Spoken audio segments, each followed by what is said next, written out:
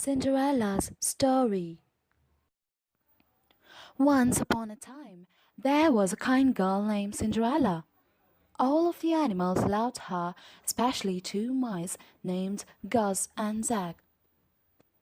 They would do anything for the girl they called Cinderella. Cinderella lived with her stepmother and two stepsisters, Anastasia and Drizella. They were very mean to Cinderella, making her work all day, cleaning, sewing, and cooking. She tried her best to make them happy. Cinderella's stepmother, Lady Tremaine, was cold, cruel, and jealous of Cinderella's charm and beauty. She enjoyed giving Cinderella extra chores to do, such as bathing her cat Lucifer. One day a messenger arrived with a special invitation. There was going to be a royal ball at the palace. The king wanted his son to find a bride. Every young woman in the kingdom was invited, including Cinderella.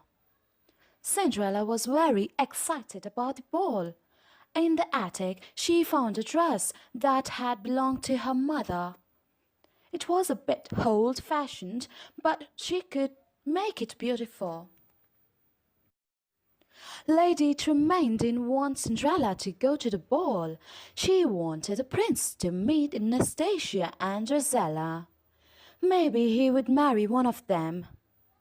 Lady Tremaine kept Cinderella busy with chores that would take her all night to finish. While Cinderella was working, the mice and birds fixed her dress. They added ribbons and beads that the two stepsisters had thrown away. Working together, the animals turned the simple dress into a beautiful gown. Cinderella was overjoyed when she saw the dress.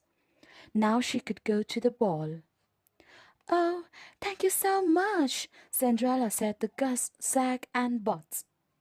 When the stepsisters saw their old ribbons and beads on Cinderella's dress, they flew into a rage. They ripped the dress and pulled off the beads. Lady Tremaine didn't stop them. Cinderella's dream of going to the ball was through. Cinderella ran away to the garden to cry. Suddenly, her fairy godmother appeared. With a wave of her wand, she turned the pumpkin into an elegant coach. Cinderella could now go to the ball, but her dress was still ruined. "Bibbidi boobidi boo!" said the fairy godmother, waving her wand again.